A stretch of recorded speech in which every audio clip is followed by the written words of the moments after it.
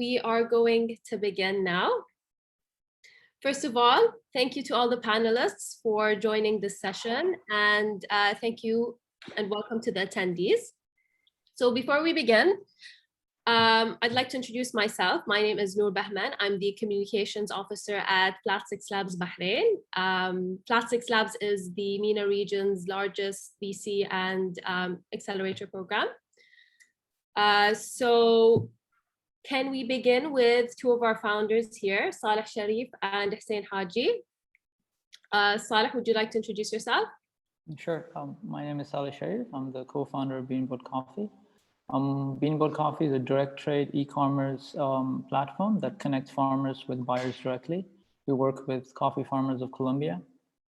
Yeah. Okay, fantastic. And Hussain? Hi, yeah. So my name is Hussain Haji. I'm the CEO and co-founder of Dalooni, which is a combination of the e-commerce space and the gig economy space. So social commerce, if I may, where we help youth get access to a source of income by referring products to each other, and we help businesses get access to more sales by allowing those youth to sell those products for them. Great. And Khalid? Yes, my name is Khalid Salem. I have more than 18 years in business, being an entrepreneur since 2002.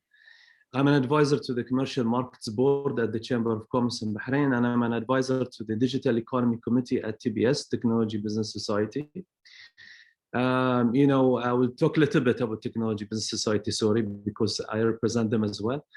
It's established since 2012. It has been a major player in developing and promoting technology in many sectors, improving information technology applications for medium and large enterprises, promoting green job creation, providing strategic advice in the field of information technology, supporting and encouraging research and development in many fields, of course, but mainly focusing in information technology. Keeping it short, I wish. Yeah. Great. Khalid, I think you had some statistics that you wanted to share with us. So if you could just go over them for the attendees. Yes. Yes. Just a minute, please.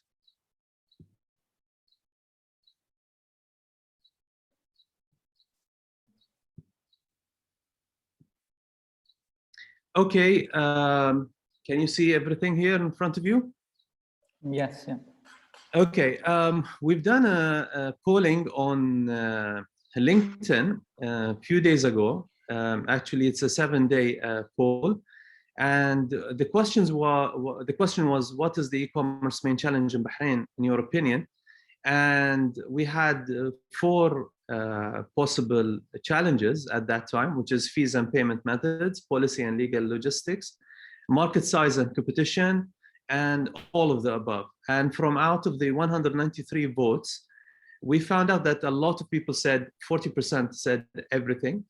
And that we have weaknesses in all of those areas. I mean, maybe challenges, because most of those are, let's say, it's an external to the environment of the SME who has, an e-commerce. And 35 have said the market size and penetration. Of course, I won't take too much time in talking about the polls. I'll just move fast. If you have other questions later on, we can talk about them. If you want to share the poll with you, or you want to share with us your opinion, who is attending with us, please, take your phone and scan the link and go to it and do your polling. Give us your voice.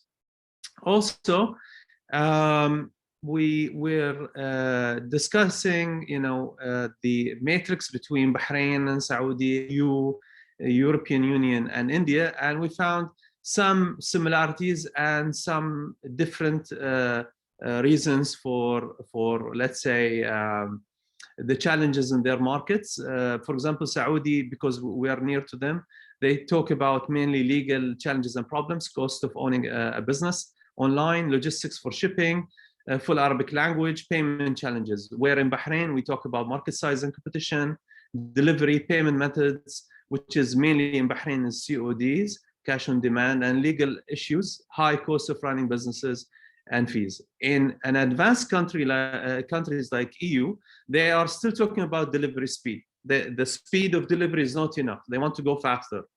and they have cyber attacks and hacking, which is very advanced on their side now. Cross-border commerce within Europe, such as the BRICS, and they have the cross-border regulation. In India, of course, it's a more different issue there.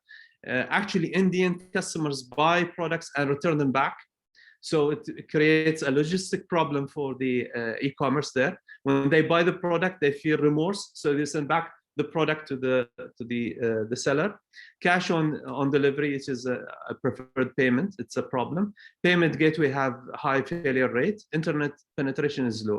Of course, I will stop here and I will leave you to other statistics where you can also, take the code and download some of the statistics. Who was interested to build his own business plan or data about Bahrain, you will find this is all about the data in Bahrain. I will not talk about it, so I can leave answering the questions. Thank you very much.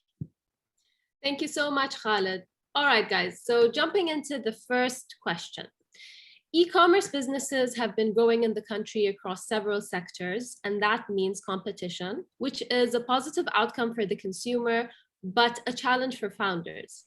So how can an e-commerce business set itself apart from the rest, especially that imitation is very easy? I'd like to take this first. Can I jump in? Yeah, go ahead. Yeah, so real quick, yes, it is very easy to start an e-commerce business nowadays. It's actually one of the easiest things. But the main challenge that we face is not necessarily competition, it's the amount of people that are buying online and how fast it's increasing. One statistic that I didn't see earlier is that 3% of people in GCC would only 3% of that retail market in the GCC is actually being sold online or traded online, which is very tiny if you do the math going forward. And I'm trying to figure out in terms of if we have such a small buying power and such a massive amount of companies that are jumping into the e-commerce market, yes, it's going to drive a lot of people to go online and buy, but then there's going to be an unbelievable amount of limitations. So we have in Bahrain, I can tell you off of the top of my head that I know at least 14 or 15 e-commerce portals selling multiple and very category agnostic, selling multiple products. And I don't think we even need that many in Bahrain. The main point for us to look at as an e-commerce portal to be able to compete, we definitely need to have a unique selling point. And that unique selling point has to be something that other e-commerce portals don't do. Yes, we can always take a look, because if you take a look at the GCC numbers, again, 40% of people would come online just for the sake of price being lower. 37 or 36% are coming online because they can't go physically to the store for some reason. And then only 17% are there for convenience purposes, which, by the way, e-commerce claims to solve the convenience purpose. So there are so many things or metrics we can take a look at, but in the end, the fact of the matter is the only way for us to prove that this portal can compete and can actually work is to have a unique selling point that's going to make you different, that's going to allow people to get something extra from whatever it is that you're offering them, rather than just selling them product online. So yeah, that's my 2 cents on this question. Khalid, Saleh, any input? Yeah, that's I agree with what Hussain was saying. So we also, so day one when we started our company, the idea was how to tell a story rather than talk about the product. So for us was trying to help farmers in Colombia, because our co-founder's uncle was a coffee farmer. The idea was to have the farmers at the end of supply chain and tell that to our customers. So when somebody's buying a product, they need to know, or at least they should know, where the products are coming from and who they're benefiting. So the idea was from day one, we had that. Let's talk about the farmers, let's talk about sustainability and how your purchase can actually help small family-owned farms. So we stick with it, and we're still sticking with it. So that's one way we are attracting our customer, than opposed to other coffee shops or restaurants, because it's it's a booming industry, but there are a lot of other similar products out there. So for us was sticking with the story and just trying to resonate that with our audience. Yeah. Khalid? Yeah, we're talking about USPs, unique selling points, correct? Yes. Okay, normally in marketing, there is always, we discuss the the 7 Ps of marketing, which includes of price, place, promotion, whatever. That's the theory behind it.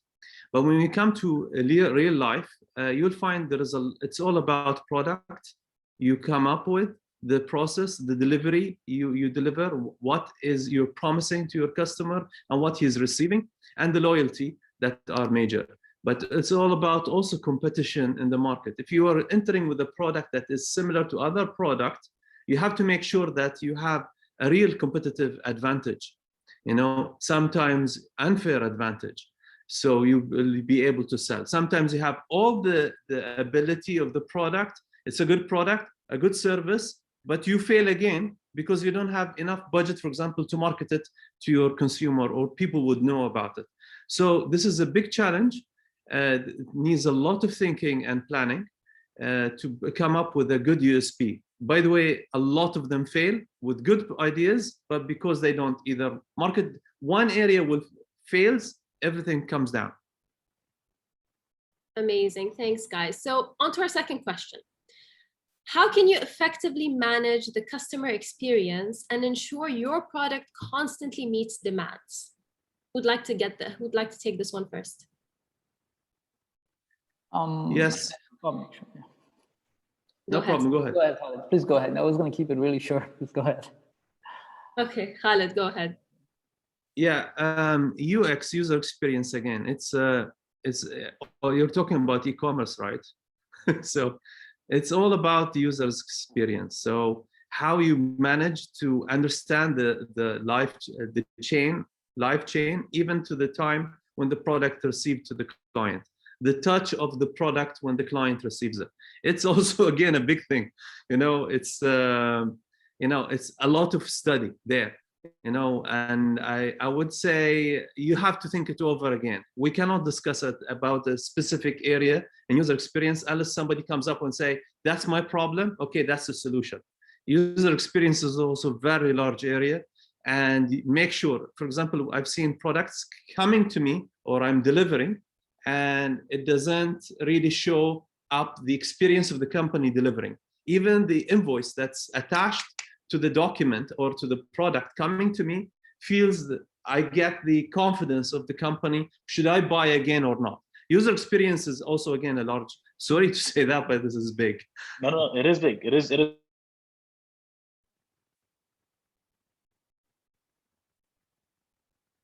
Is he stuck? Yeah, I think it's lagging. Yeah, I think Hussain is, it's buffering. It's a bit stuck. So Saleh, you had something to say? Yes, so I was going to say it's in our case, it's about brand and packages, illustrations and stuff. So we focus on everything looking, well, everything is handcrafted, illustrations are done right, and it resonates what we're trying to say with our brand. So our packages are biodegradable. It tells a story. So when a customers get it, they know what the company represents through our packages. So I guess we try to speak, or rather tell our stories through our packages. So that's the first thing the customers see. So yeah, in our case, it's just get the brand and design right and just tell our customers what we are all about, I guess. Fantastic. Hussain, you had something to say as well? Yes, I did. So user experience definitely is something like the core, just like Khalid mentioned. The problem with a lot of e-commerce, a problem that a challenge a lot of e-commerce portals face that are trying to ship product out of Bahrain is they don't know how the product is going to reach the end user. You can always say that I trust the shipping agency that's going to deliver because they're one of the top 4 in the world and whatnot. But then a client sends you an email with a copy with a picture of the product that was virtually destroyed on its way there. And that's the whole thing. It's something that we definitely try our very best to be able to retain, and that comes from the beginning of the journey when it comes to, hey, the user just opened my app, and how did they find my app? Did he find it online? Which, by the way, 56% of people would actually want to shop online by Googling initially. So you actually take a look at this, and you see them, okay, if they click on this button, where they're going to go? They're going to go to this, and you can start measuring heat maps, where they're going to click through the portal, whether it's a website or a mobile app.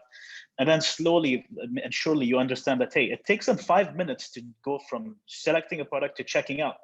Let's make it shorter. Let's do it at a minute and a half. Let's keep that as a target, just for the sake of allowing them to make a quicker decision, and so they don't spend a lot of time. A lot of people get frustrated just by spending a little bit longer than 2 minutes on using their mobile to be able to check out of something.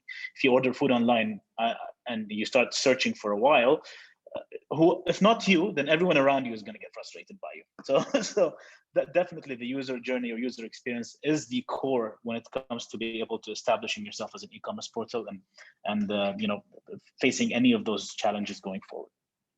Definitely. Third question, guys. Let's talk about bad reviews. So Bahrain is a small country and word gets around fast. So how can an e-commerce business deal with bad reviews? Is it a death sentence or is there room for comeback?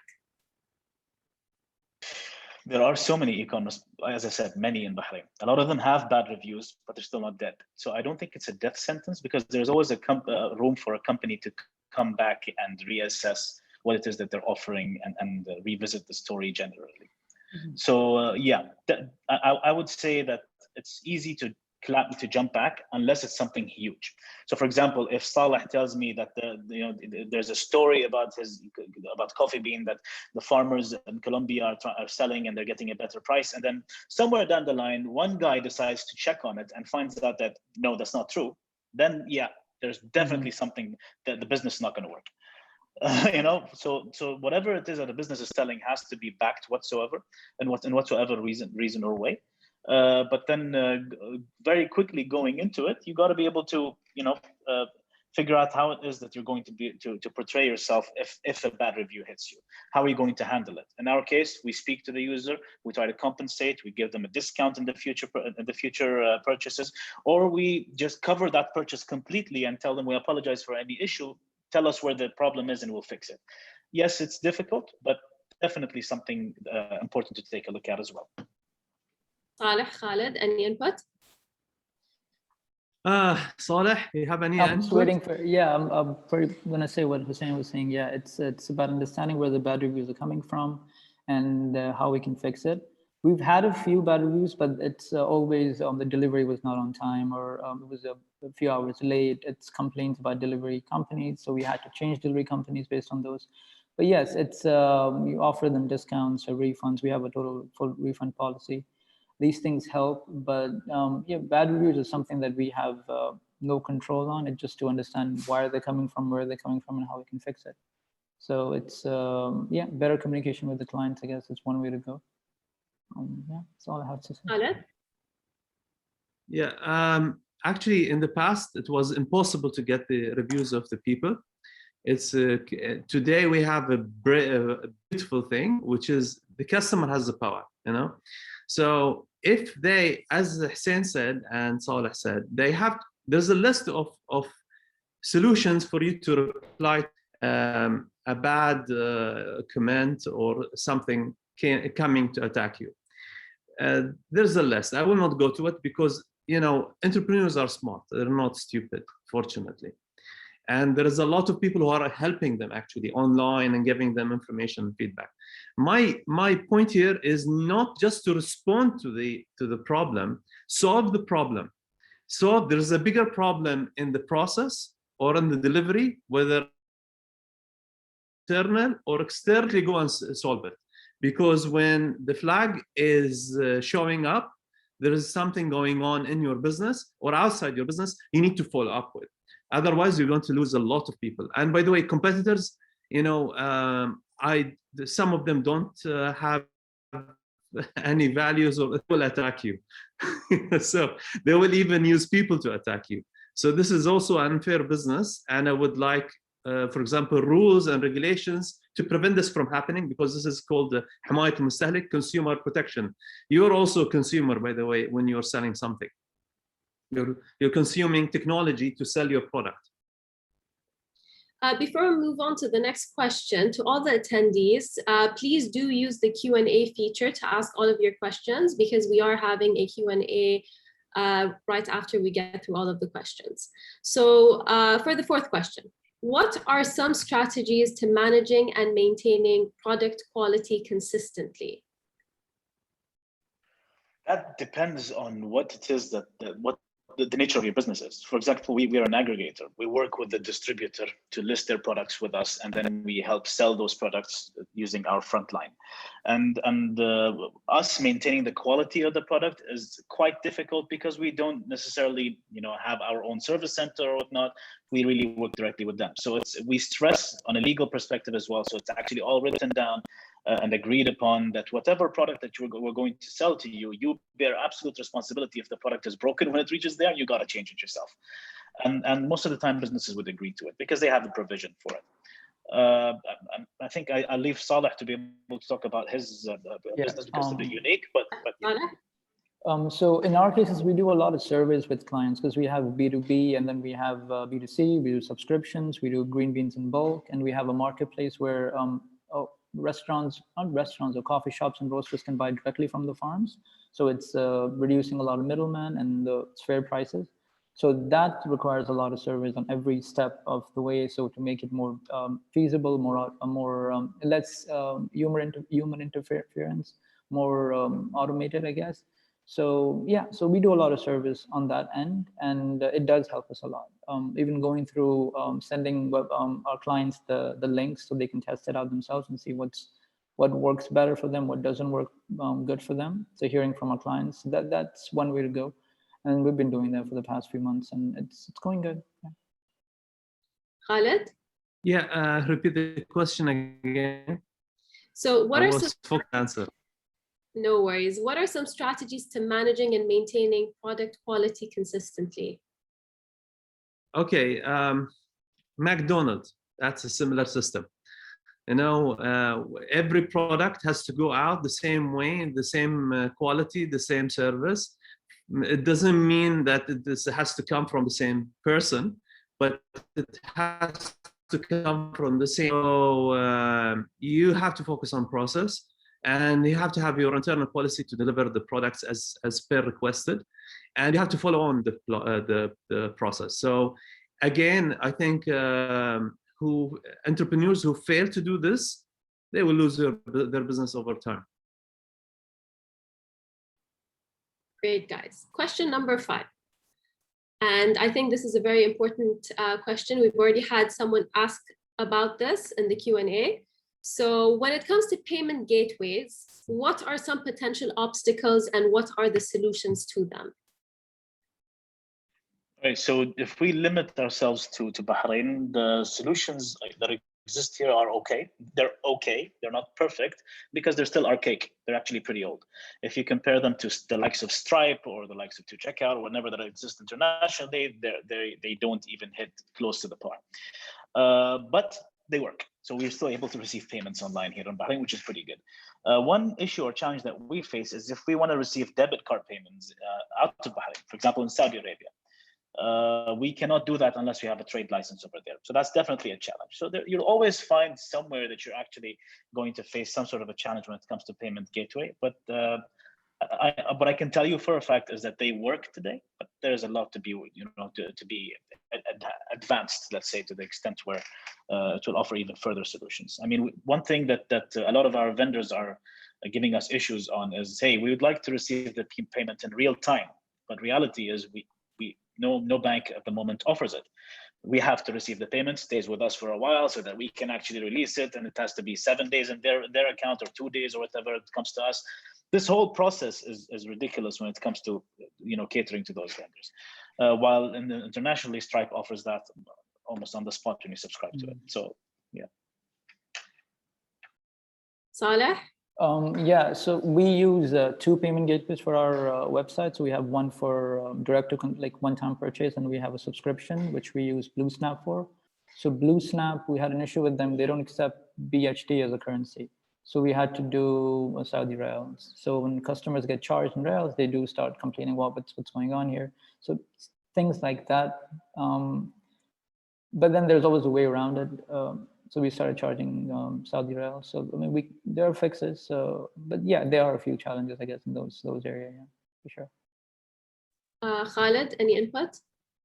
Yeah, we've raised a lot of problems. I mean, a lot of people, businesses will come in Bahrain. As Hussain said, that's by the way became a cultural norm in the industry. When people say, we have the service, at least we are buying and selling.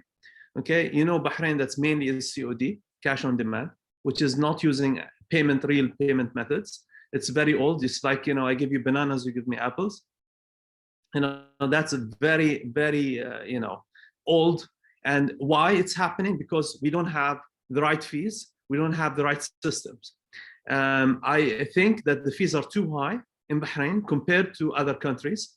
And if Saudi, as Hussain said, by the way, it happened to me, as Hussain said, trying to sell to Saudi, and Saudi has this regulations for you, preventing you from selling or getting paid. This is a problem. While Saudis can sell and buy in the States, it's wrong. We should have a better system, to compete with. We are not competing. Okay, we already have a small market size. We already have a huge competition in our market, and we are required by the government and many people in the region to export. And that's how we're going to make a foreign direct investment into our country. If we don't bring this money back, selling inside Bahrain is not going to make us benefit. We're selling to each other. We need to bring money from outside. The only way is to export. And for us to export, we need to look into those problems. Payment gateways, payment methods have to evolve very fast. Yes, Bahrain is doing a very good job, working hard in this area. I can say it's not enough if we want to compete. Thank you, guys. Sixth question. How can e-commerce businesses develop a strong and seamless logistics system for both receiving products from suppliers and delivering it to consumers? So, from both ends. Who'd like to take this first? Saleh? Yes. So yeah, this is one area that we're currently, we do struggle with it a lot, because most of our shipments are coming, well, all of it are coming from Colombia. There's delays in shipment. There's delays in both ends, in Colombia and Bahrain. And then recently we had a shipment stuck because of some paperwork was not right, because they were not translated into English and Arabic, and they were in Spanish. So yeah, things like that do happen a lot. I think the best way around it, at least what we're doing, is making things automated. So from the time the invoices go out, tracking numbers released right away. People know what their jobs are. There's less interference. Everybody knows what they should do.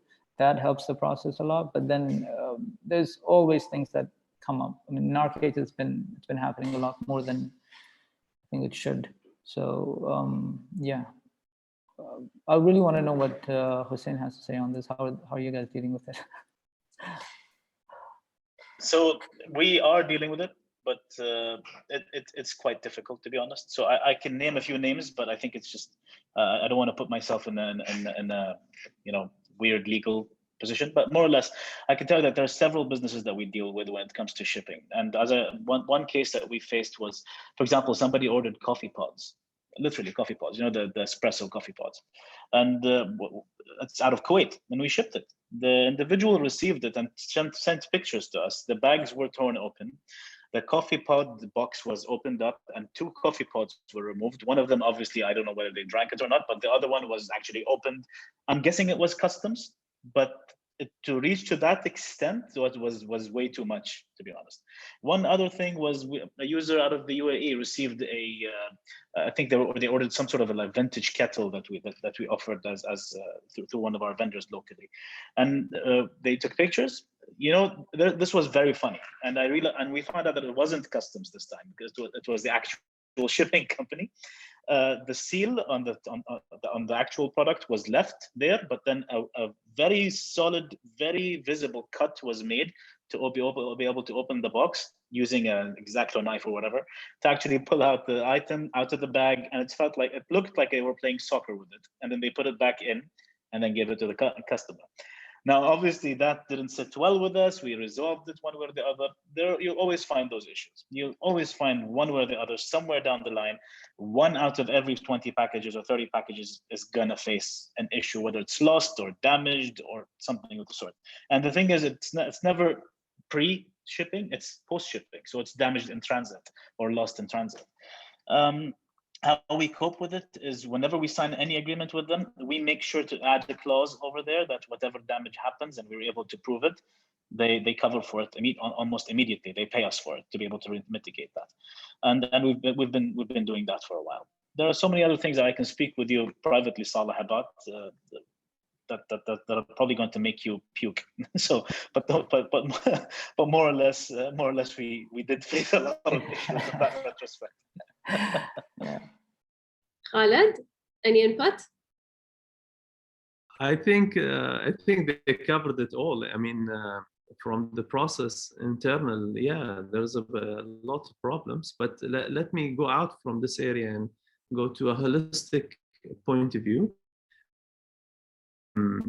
Back, because from my position in the Bahrain Chamber of Commerce, also we are trying to solve some problems. Our people are going digital, and still our process is not digital. I mean, import-export processes, papers are still written by hand and all of that, and some of them get stuck 3 days, and if it's food, it goes bad, and yeah, it's impossible. I think I have one very large company that have came up with this problem also. She bought from, she owns a chocolate company. She bought from Harrods. It came in 2 days to her house, and she is selling chocolate to Saudi, and the chocolate with the photos after 2 weeks received to the client was damaged. So exactly, so we have a problem. It's adjacent to us. Saudi is very near, so this is very bad. If you get food from outside very fast and locally you cannot deliver in 2 days or 1 day, we have to solve those problems holistically. Logistics is a problem in our region, but we have to solve it. By the way, Bahrain, let me talk a little bit in Arabic if you want to translate. البحرين وقعت مع مجلس التعاون في 2001 عقد التعاون التجاري. صار الوقت ان احنا نفعل العقود هذه بحيث انها supports existing business, because I don't know what's happening from the other part to pave the way for digital economy to happen. That's part of our digital economy. That's the thing. 90%. They asked me the other day. A friend asked me why, and it's actually an actual statistic. 90% of purchases online are shipped from abroad into the region, and not just Bahrain. 90%. That's staggering. You're talking about 15 e-commerce portals only in Bahrain. So how come 90% of my purchases are international? It's not because the products don't exist here. I'm sure they do. It's very plainly, it's because of the user experience and the logistics resolution. When a product is shipped from abroad, it comes to you within 2 days, a week maximum. When I'm in Bahrain and I'm shipping to Khubar, which I can literally drive there in an hour and give the product in by hand and come back, it takes a week to 2 weeks. That's ridiculous. So it's definitely a major issue that we have, yes. Okay, final question, guys. And this is also another important question, which we did have a question about. So what are some key regulations that every potential e-commerce entrepreneur should be aware of? And maybe you could just talk about regulations in this sector specifically, if there's anything that you'd like to share. Khalid, would you like to take this first? If you want me to answer, repeat. Sorry, can you hear us? I think it's frozen. Saleh or Hussain, would you guys want to take this until Khalid reconnects? So I think one key regulation which we're missing generally in the region is something surrounding competition. So a lot of competition is healthy, but way too much competition is not healthy. We do have this, I call it the phone shop syndrome. I actually have classified it as a syndrome.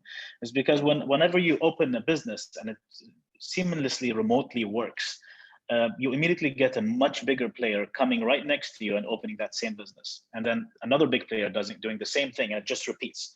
So like if you go to a street in Jidali in Bahrain, you'll find like 500 phone shops right smack next to each other. And that just basically destroys the whole aspect of competing. It's way too much competition. It's going to be too congested. As a market, it's not going to be healthy. I'm not saying to eliminate completely the possibility for someone to launch something. I'm saying that if you're a multi-million-dollar business and you're huge, why on earth are you launching something to compete with a smaller business in Bahrain? I think we need to do some sort of merger culture in the country, or acquisition culture, or even contractual culture, where those this regulation has to be stipulated there, where those big companies, if they want to get into it, they're a multi-million-dollar operation, they can afford to sign either a merger or acquire a stake or do whatever it is when it comes to that. I think that would be the key thing for me, the whole competitive fairness, so to speak. So Khalid, before you disconnected, the question was that what are some key regulations that every potential e-commerce entrepreneur should be aware of? And if there's any input that you have generally on regulations that you'd like to share? Yeah, first of all, in Bahrain, we have now demand. It's coming up demand that every, online business has to be registered. I'm sure Hussain or Saleh have came up to this point. But of course, your payment issues, your staff, you're a company, So you have to look into your everything from electricity to staffing to payment on time to your suppliers. You're open for allegations and all of that. So it's better to protect yourself, taxes, all of that. So, but putting in mind, I think we need a union. We need a union for e-commerce. E-commerce union. I'm saying this as an idea. Maybe we can take it over from here. We need a union where this union can protect and fight back. Some not fight back. I mean, make policies more free for businesses in Bahrain. Make it easy for them. It's enough. It's difficult. Make it easy for them. We could have a lot of potentials there. I'm not going to talk about regulations because regulations should be developed with those people. So we have a Chamber of Commerce in Bahrain, and I think we need to develop a union outside the commerce also to work with the Chamber of Commerce to support those. Regulations are still being built up, being created. It's good we start with this time, not to wait until regulation happens and then say we have a problem. One small mistake in a regulation will prevent millions of dollars from moving in the country. So we are not in a good stage or a good situation to accept something like this. Saleh, any thoughts? I'll just add a small detail that I think regulations, yes, for sure. Also, like in our case, in F&B, every time we're exporting goods to Saudi in bulk, it's regulations such as SFDA, health certificate of origins, a lot of documentation that we are not aware of. And our clients, they don't even help as much with these things. So having somebody who knows, or companies, or I don't know, clearing agents and stuff, that really helps to work with professionals who know what they have to do. Because in our case, it's been a struggle. You don't find most of the information online. People don't answer questions. I mean, ministries don't reply back to you when they need to. So it's hectic. So I guess having some sort of feedback would really help. And you think, that Saleh, that's actually is a problem, even though we have an initiative such as Export Bahrain. So it's relatively new. They definitely need to, to go through things for, enhance things there. And hopefully at some point, I hope they do. Yeah. Great points, guys. Before we head over to the Q&A, is there anything else that you would like to share? Any further comments or opinions on the topic? I wanted to say something. So do you hear me? Yes, go ahead. Okay, good. I wanted to just add on this point we just step on. I agree to Saleh. It's a good idea, by the way, to have a place where we get all the regulations and rules required for an online business to run its operation. And I know there is suddenly a new rule comes up and you don't know about it. And then suddenly your shipment is stuck in the port and doesn't deliver, is not delivered, and then you get blamed for the cost and all of that. And you cannot talk to the shipping company because it says that's not within my jurisdiction, and it's the government thing. So we need to have within our future digital economy, we should have a portal for all businesses, because I feel that everything going to be e-commerce, especially COVID-19 have pushed this faster. So let us take off this from Saleh. I think this is a very good idea. If this was an outcome of today, this would be something big, but it's not small. Could be a recommendation if we could agree to send it to maybe to the Ministry of Commerce, and to push for something for this. Great, guys. So to the attendees, you still have a chance to send in questions through the Q&A feature until we finish going over the ones that have been asked. So for the first question, do you expect any changes in customer expectations in the near-term future? I'd like to add to this. What are your expectations for consumer trends? If you guys could share your input on that. So it's not just customer changes or expectations specifically. Obviously, expectations are going to always grow harder as they get a bit more educated on how to use the online portals going forward.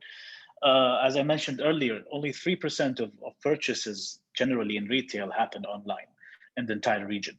So as the number increases, and it will increase because it's just going forward, the culture of buying online is actually relatively new. It's still a $49 billion market in the MENA region. So you're talking as opposed to, I don't know how many trillions globally. So you will see a lot of changes in the customer expectations. They will always take a look at better quality. They'll be, they'll definitely take a look at delivery and shipping and how they're going to receive whatever it is that they're going to receive, the time it takes for it to arrive, and with the abundance of supply, demand is going to be more of a buyer market. They're just going to, go wherever they feel they get the better option, and the whole competition thing is going to be a higher cash burn operation for generally businesses in the e-commerce domain. So definitely, yes, customer expectations are going to increase and become much more difficult for us to cater to in the future. Khalid, Saleh, any input? I think, yeah, I agree with what Hussain said. Yeah, it's pretty much something that it's gonna, because they're used to buying products from offshores, from other countries, and when they buy from here, there's they can't meet the expectations. So I think, yeah, I agree with what Hussain was saying. Things are going to be it'll be fun. It's going to be fun in the years to come. Khalid? Yeah. Well, I'm trying to share the code, but it seems it's not happening. Yes, maybe if you could send us the image itself, and then maybe we can just attach it onto the chat for whoever is interested in it. Yeah, just a minute. Yeah, go ahead. Ask me the question again while I'm doing this. Yeah, so basically someone has asked if the panel expects any changes in customer expectations in the near-term future. And just basically go over maybe expectations on consumer trends. Of course, the expectation is going to continue to go higher.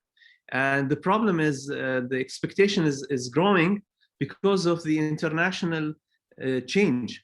It's not because of the local change, I mean, in our expectation, because people are actually buying from outside and they feel the big difference there. So while this is happening, we are forced to match ourselves with large organizations like Amazon, eBay, Alibaba, whatever, and we still have to reach this level. For us to reach this level, it's not because of the design of our app is beautiful or our e-commerce is beautiful. It's because the service is beautiful and it's good and fast. For example, most of Bahraini apps or e-commerce websites look better than Alibaba. Some of them even better than Amazon. But still, are they PRP? Are they selling? No, I don't think so. They have a problem. So that's my only point here. Fantastic. Okay, and next question. What are the biggest hurdles when dealing with vendors and distributors? I know that we've talked a little bit about this, but if you guys could maybe go into more detail for the person who asked. the main issue that we face, being as I said, an aggregator that we deal directly with distributors and vendors, is stock updates. Obviously, we're a startup. We don't have like 150 people working with us right now. We're like 20 maximum, and that's with the part-timers. So if we deal with, let's say, almost 800 brands that are subscribed with us, we offer them a vendor panel where they can upload their products in real time. They can link an API connection directly to their portal, so it automatically updates whenever they update their own thing. But still, we face a stock update issue where they, not only do they not update their own stock, they actually call us and tell us, we'll send you a list, please upload it yourself. And they do that after a customer purchases 2 or 3 items that are not in stock. So this is I think one of the biggest hurdles that we face. And to solve it is, as I said, we created all these integrations and made it as easy as possible for them to do so. But still, we still face them occasionally, every now and then, because it completely depends on the distributor updating their own their own systems and whatnot. Another issue that we might face with the vendors and distributors, a lot of them, I mean, there's a lack of trust when it comes to online portals for some reason. When they sign up with people, you want to offer them, you always ask them for a credit facility. Tell them, listen, we'll pay you every 15 days because of the payment gateway integration thing. We don't receive our money anyways, unless it's after every 3 or 4 days. So they always come back and say, no, you have to pay us on the spot when you want to collect the item to get it delivered. Thank God we are past that. We've developed this trust and we don't have this issue anymore. But in the beginning of a life of an e-commerce portal, you are definitely going to face that hurdle with distributors generally. So yeah, these are the major 2 challenges that I face with our distributors today. Saleh, maybe you could share your thoughts on this. In our case, it's credit terms with the farmers. That's the main one. And then the other one is time of delivery, shipments, regulations and stuff. So every time from the time our shipments leave from Colombia, it takes about 45 to 50 days. And then when it arrives at the port here, it's held sometimes. Last shipment was held for almost a month because of some paper, I don't even know what the exact reason was. They said that the papers were missing and they never told us exactly what was missing. We had to, and they couldn't communicate to us properly and they were blaming COVID. So yeah, it took us a month to release that, and then customer complaints. So yeah, I think it's mainly timeline of delivery. That's one of those things where I think you just have to somehow fix it. I don't know how they're working on it, but yeah. Khalid, any thoughts? Yeah, I think both of them have covered it. I mean, I don't have any extra points, no.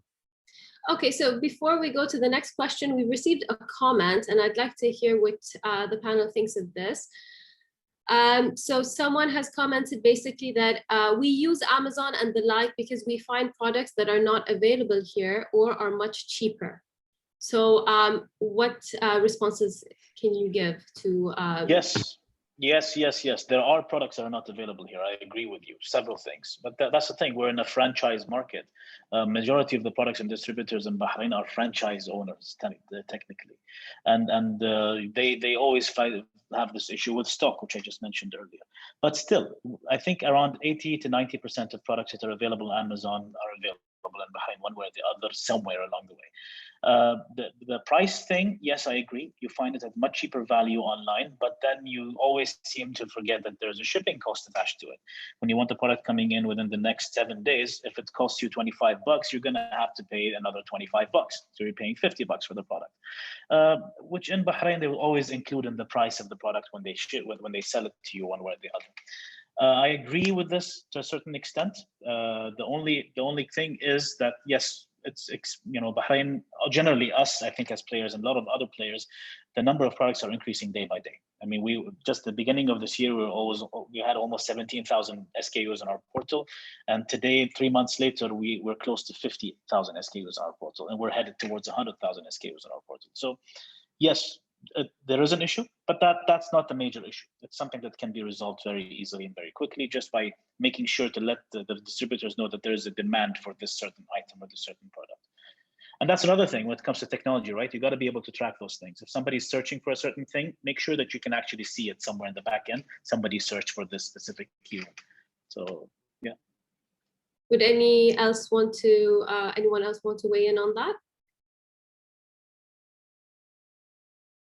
Okay, so next question. Was it easy setting up an e-commerce business with CBB regulations? Did you find CBB helpful in setting up the business? Is a question asked. I don't see why the CBB would want to regulate the e-commerce portals unless we have some sort of a wallet that where people can make points and use and to buy things. We don't need any sort of form of regulation at the moment. So there is no CBB regulation that stops e-commerce portals from launching, as I said, unless you are holding money for people and allowing them to use it as credit somewhere else. So yeah. I think, Yes. I jumped in. Go ahead. Okay, I think that maybe, I'm not sure, maybe the question is about maybe the financial fintech services, maybe. So yeah, so I think there is a sandbox, okay, for them to test the process or the system, and well, we're competing. In Bahrain, we are competing. So I think the CBB should be supportive of any type of regulation that is with the e-commerce or fintech. By the way, fintech is just a word for e-commerce. So, or m-commerce, mobile commerce or e-commerce is all the same for me, but e-commerce is more general, which is, so let's not get confused, fintech, insurtech, whatever. Great. Here's a question on loyalty programs. How important are loyalty programs for e-commerce businesses? How much of the sales are driven by loyalty programs? I'm not going to say they're change makers, or they're not going to be the make it or break it of your business. So without a loyalty program, you can't run an e-commerce portal. That's not a clear statement or an actual statement, but I would say that it is definitely a plus. So we as Dalooni are banking on the whole monetization of word of mouth. The idea or the unique selling point is people sell to each other. I send a referral link to my friend and I make a cash commission in return because I sent that referral link. So yes, this I don't know whether it fits snugly within the loyalty program sort of domain, let's say, but I would say that it does play a vital role. This contributes to almost 50% of our sales, very bluntly speaking. The other 50% comes from direct purchases, and again, it's not going to break our business completely if we stop it. We can always push a lot of money to advertising and have a higher customer acquisition cost. But we've developed something that doesn't kind of put us in that situation. So loyalty programs are important, but they're not the make or break of your business. That's my point of view. Saleh, any thoughts? Yeah, we haven't. I would agree with Hussain, but yeah, we haven't tested much of the loyalty programs. We do offer. Because most of our business is actually B2B, so 80% just goes to bulk and wholesale. So whatever we have, it's again, another issue is a shortage of stock. So every time we put something on the website to sell, it doesn't last more than a month, and then it's out of stock, and then we have to wait another couple of weeks for the next shipment to come in. So we don't even have room to experiment with these things as much. So for us, yeah, it's soon, but not yet. Khalid, any thoughts? I think the biggest loyalty program is your product and your service. That's the biggest loyalty program. If you feel in those, don't waste your time with loyalty programs. The loyalty program that are already available in m-commerce, let's say mobile commerce, is already, for example, wallets, promotions, that you have loyalty programs that you keep connecting with your customers. But your biggest and the only loyalty program you need to focus on is your product and service. Great, guys. Here's a question about pricing. So someone's asking, what about pricing and margin transparency between marketplace and said vendor? So yes, when we sign with a vendor and speak with them, generally we ask them to share with us what their margins are, so that we can talk, be fair when it comes to us charging margins. We're a bit different. I mean, the bigger players in Bahrain would actually come in and tell them, hey, this is the percentage that you're going to pay us, whether you like it or not. If not, get lost.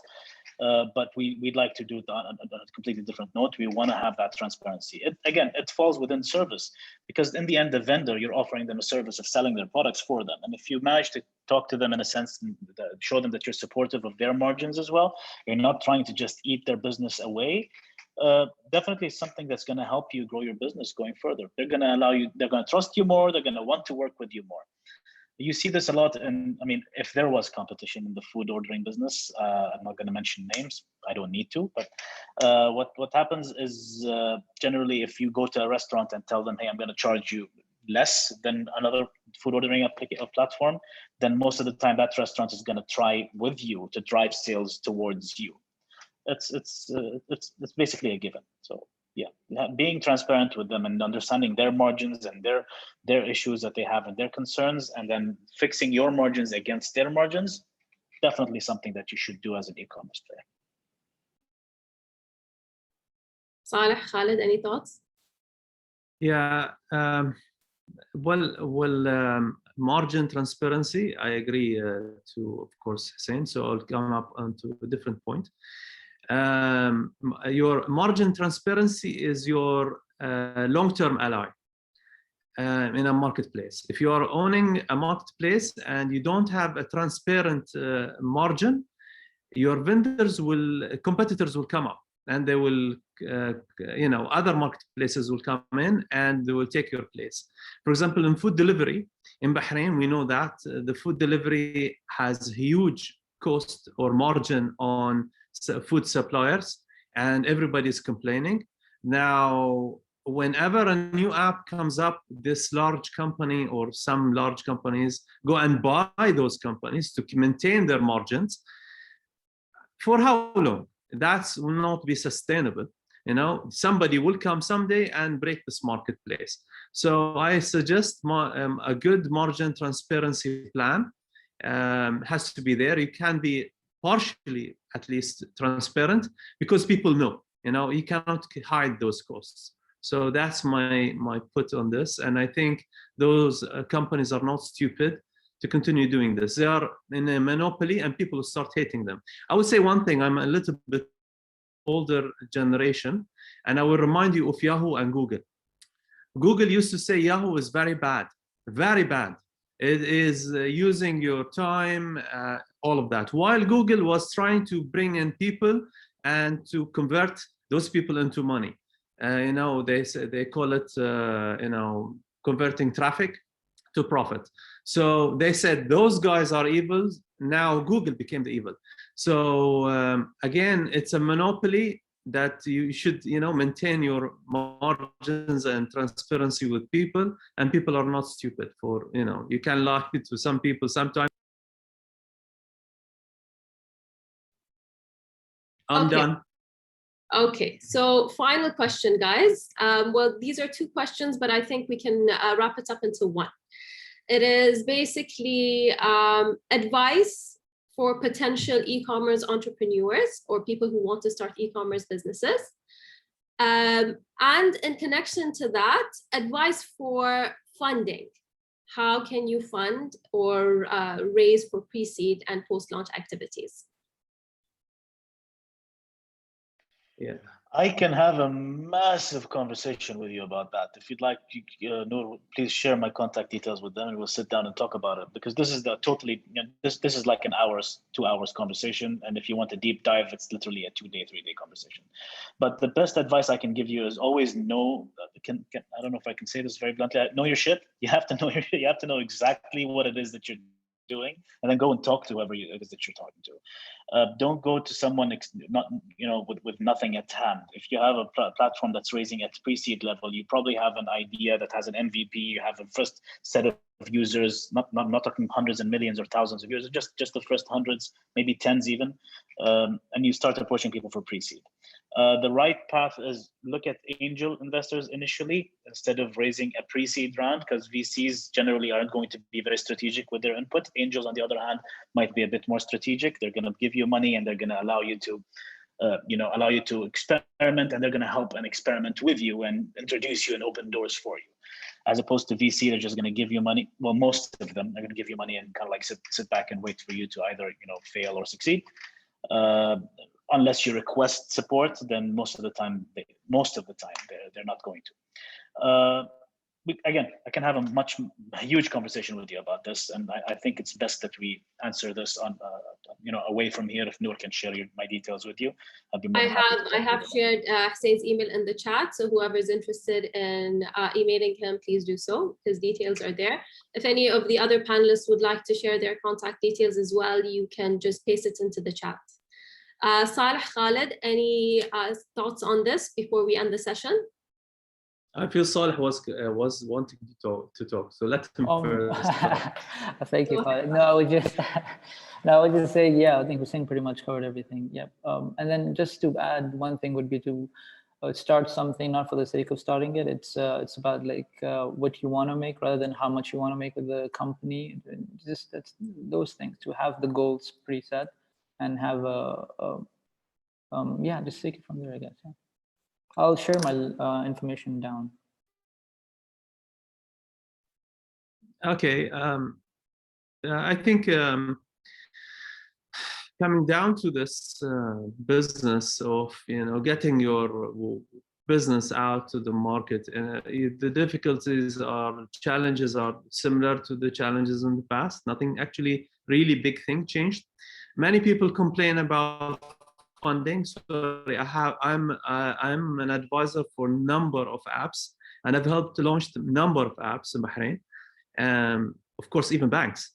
But the thing is, when you come into discussing the point of having a business online and looking for funding, you'll always have funding, but what type of funding you're looking for?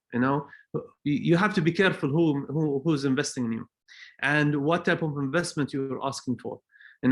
Debt, I'm a total against debt in the beginning. Try to get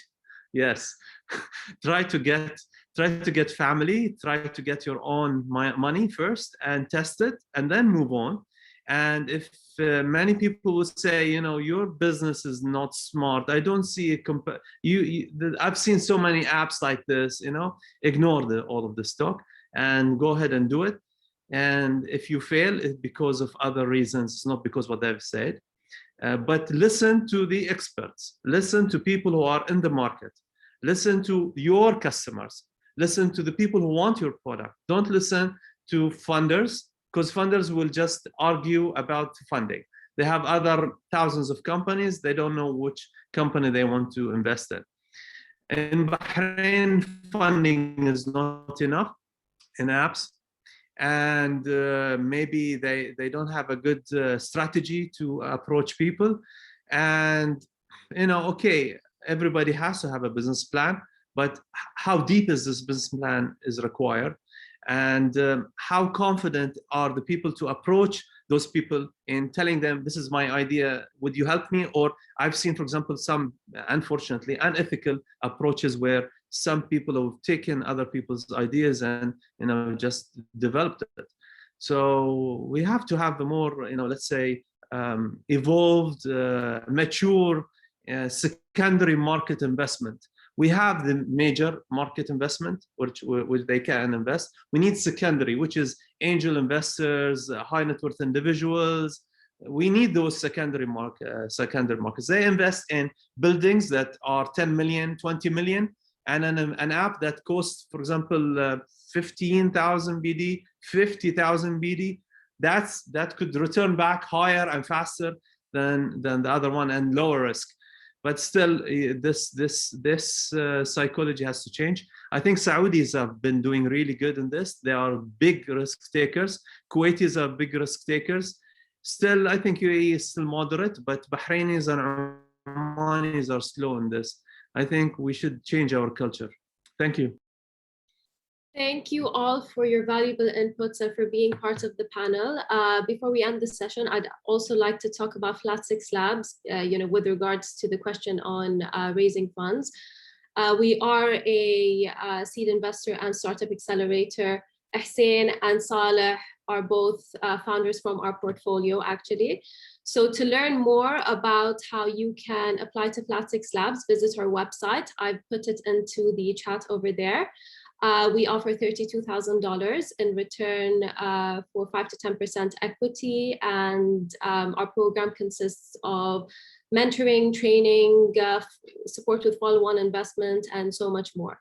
So thank you all for attending, and thank you to the panelists for sharing your experiences and your expertise. And we look forward to having you all join for another session, perhaps. Khalid, before we end, there are a few people who are asking for either your email or maybe if you'd like to share your LinkedIn with them so that they can reach you. Oh, and last thing, a lot of you have asked about recording this session. The session is being recorded, and we will try to make this recording available for so many of you who have asked. Great, thank you all so much. Yes, Khalid's email is now in the chat. Wait, I think I'll just share that because it went out to the panelists only. There you go. So thank you, everyone, and have a great day. Thank you very much. Thank you very much. It was a pleasure speaking with you guys. Thank you. Thanks a lot.